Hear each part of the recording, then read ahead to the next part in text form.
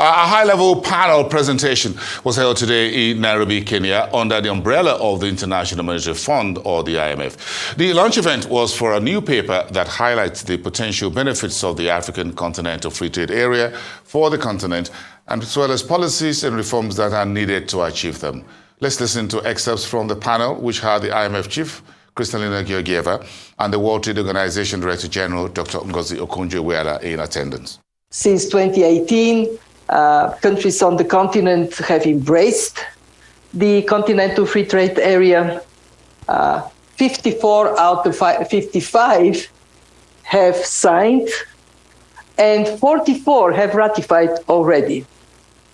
But of course, legislating is only the beginning. What matters is what policies are put in place so the continent can capture the advantage of trade. And they are enormous for Africa. What has been a disadvantage, more barriers to trade, limited intra-continental trade, can be turned around and be an opportunity. I will start with the headline message.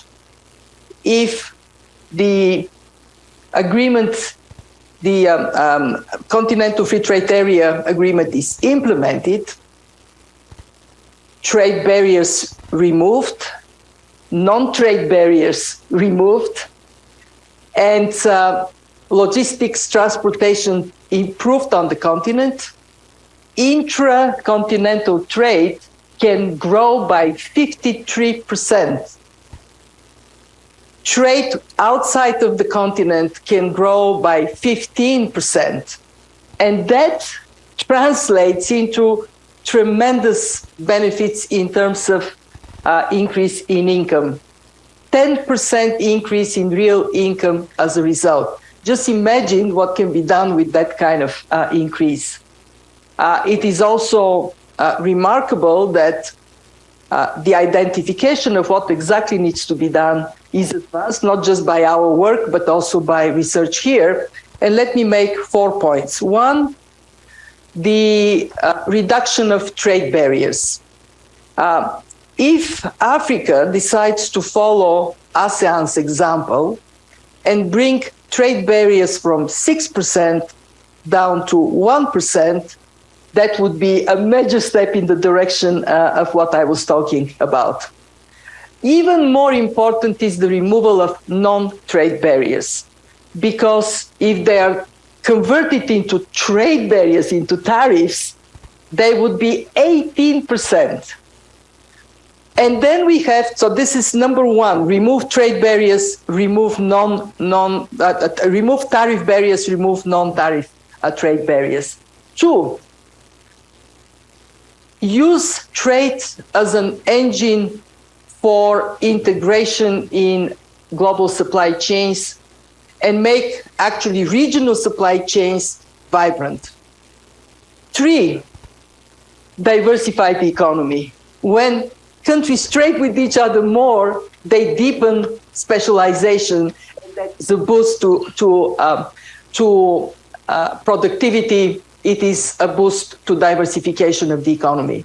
And last but not least, we all know what Africa needs with its vibrant, youthful population are jobs. Trade is a massive generator of jobs. So if we are to get the about 800 million jobs that would be necessary over the next just slightly over a decade, we need a trade to be the engine of job generation. So we look at the paper as a very useful platform for discussion and focusing the minds of policymakers to unleash the tremendous potential of trade for growth and employment in Africa. These are troubling times. As you said, we are suffering from multiple shocks. And the continent in particular has seen that from the shock from the pandemic, the war in Ukraine, Now we have a war threatening in Sudan. We hope it won't go there. There are so many shocks, and recovering from these shocks needs the continent to recover and to grow. So that's the first point. And we see that supply chains globally have also exhibited some vulnerabilities. And this has led to the thinking that regional trade and strengthening regional integration so you can trade better with each other is a good instrument. So that is why at this particular time, making the African Continental Free Trade Agreement work is important so that we can strengthen our regional economic activity with each other.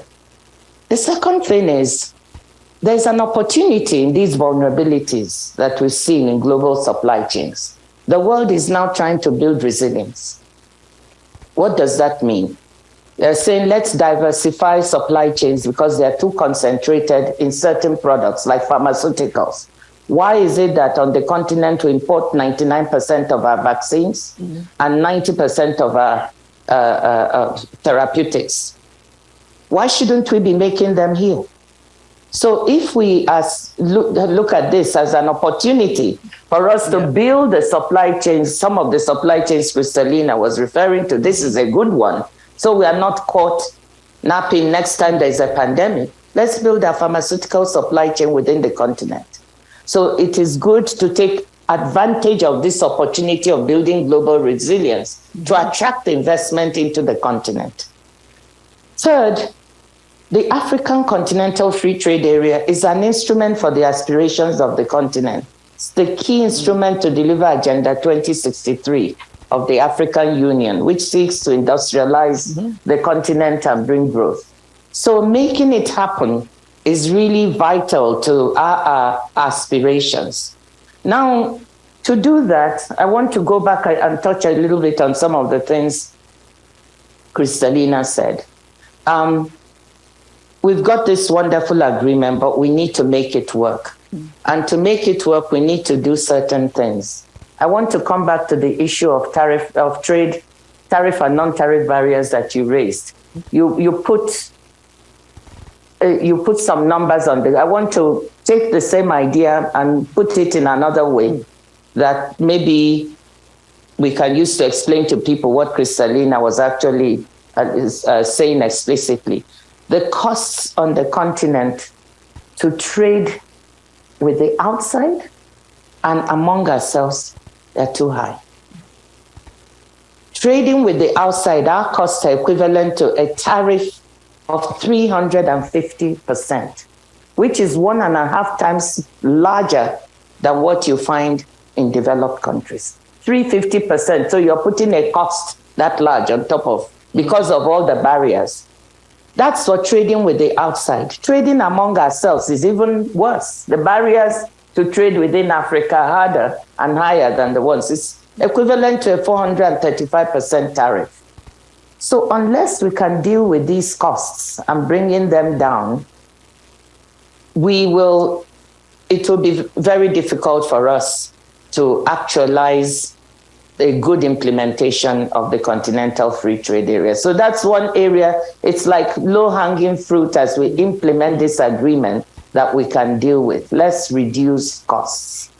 I want to end by saying, look, we are very excited about this instrument at the WTO. We are supporting it. We spent about 4 million euros in the past 3 years to try to help different countries build capacity to implement the protocols.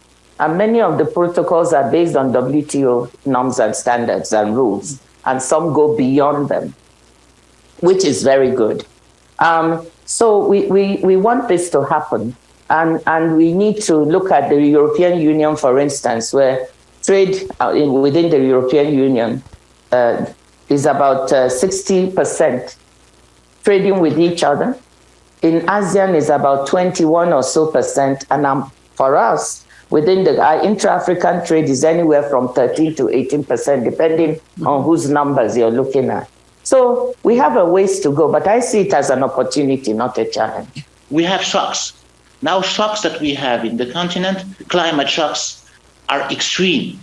They are getting bigger, and people that does not get enough just for food or to live or to drink. We have in Morocco, we had a severe drought in Morocco in the last 2 years, and we know what we're talking about. We have shocks in terms of just ensuring security in countries.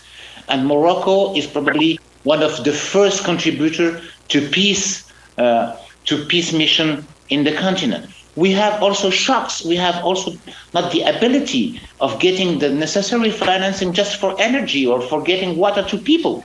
And this is something, the triple tree effect. You cannot survive 3 seconds without breathing. You cannot survive 3 minutes without drinking, or 3 weeks without eating.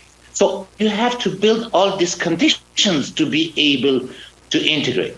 But once again, we need to start with something. The something, and the key word is trust. Trust in yourself, trust in your ability to develop, trust in your ability. And we have a deep ability in Africa, a deep resilience ability, because we are confronted to daily shocks.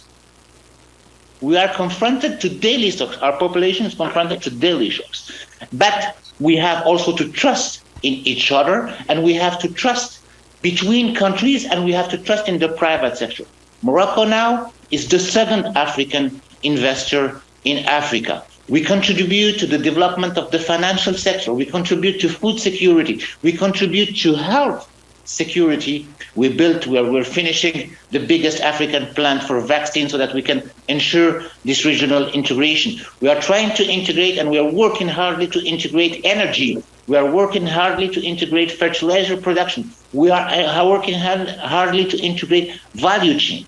But once again, we don't need to be what we call the naive of the free trade, because people we are trading with are people that are smart, are people that put specific barriers when it's in their interest. So making free trade, opening trade, removing barriers, yes, but having experts, having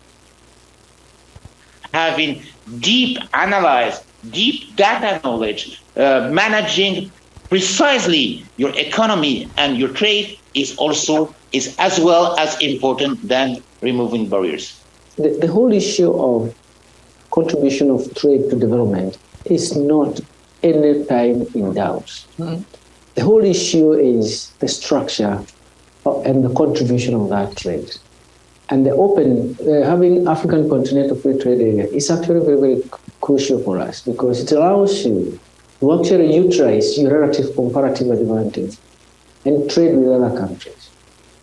For us, this is very, very important. You talked about plugging tea.